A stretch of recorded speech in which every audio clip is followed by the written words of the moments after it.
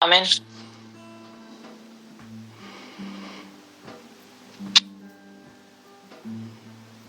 Има ли некој кој што сака да сподели уште нешто?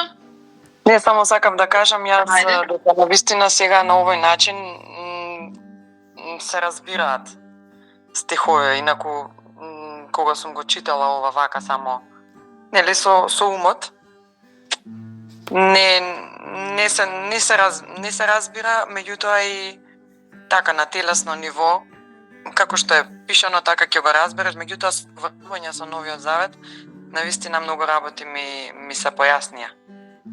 Сега бидејќи зборуваме за разбирање на духовниот свет и мудроста е дух да ни даде да разбираме и да действуваме, сепак ми останува едно прашање како да разликуваме дека тоа што се дарови од Светиот Дух, кажано е дека ќе ни даде дар на знаење и на па и пророкување.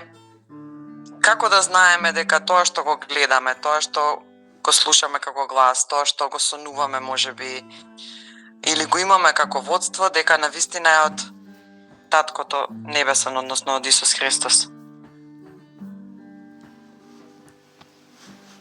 Па затоа Како да се проверим во себе си? Не прашањето. Е даден пастир.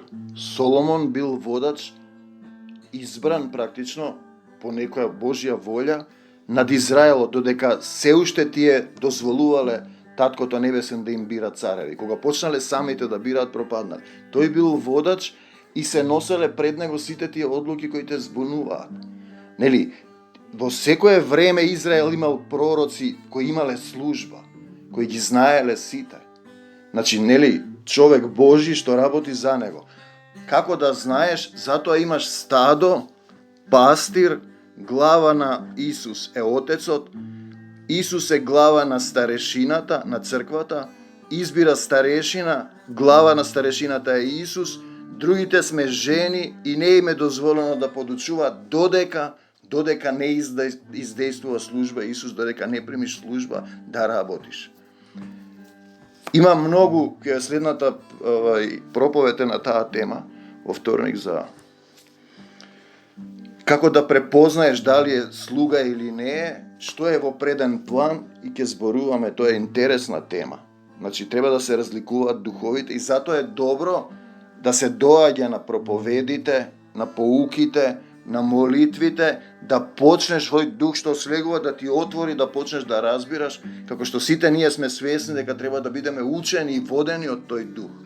16 стих, во негова рака сме, кога на почетокот на се ќе го ставиш Исус, не само говорно, туку во физичко, во дејство во твојот живот. Во негова рака сме и ние и нашите зборови. Не действувам од себе, сето наше разбирање во негови раце, вештината во работата, на него се надеваш, не се надеваш на луѓе и постојано треба да си поврзан. Поврзан. Ние сега се поврзуваме, нели, кога ќе се помолиме, па после се враќаме во светот, контактот се прекинува како телефонска линија. Треба да си поврзан со мудроста. Он самиот ни дава познавање и кога ќе го прашуваш за се, тој ќе ти даде се, нели, ќе ти покаже. Видете се, вика 27 стих. Една е мудроста, еден дух кој ти дава живот, здив и се, може се останувајќи во себе си, ова е акцентот, се обновува мудроста, односно духот, се обновува. Минувајќи од род во светите души, таа ги подготвува Божиите пријатели. Кој беше Божи пријател? Авраам. Што направи Авраам? Го однесе. Првин тргна во ветената земја во пустина со еден стап и еден шатор. Поверува. Потоа се роди, направи грешка. По грешка негова се роди Исмаил. Легна со Агара. Потоа се роди Исак. Исмаил и Исак се тепаат. Човечка грешка. Но го однесе Исак да го жртвува и се нарече пријател Божји. Ги подготвува Божиите пријатели и пророци. Значи, мораш да доаѓаш во заедница, да почнеш да разликуваш Ние споделуваме и разликуваме едни со други. Затоа се молиме, кога се молиме, војуваме за некоја душа да ја извлечеме. Не ја даваме на сатаната душата. Се разбира, има и своја волја. Некој не ќе молитва, си оди и си заминува, ќе изгине. Не ќе да учи, не го прифаќа духот. Бог не го љуби никого. Видете, овде е напишано и преводот можеби. Освен оној што се дружи со мудроста, со духот, што го води духот. Треба да имаш пастор, пасторот ќе ти каже. Мислам, овчарот, односно таткото, Исус, старешината, заедницата, сите други да се поучуваме едни со други. Така се разликува.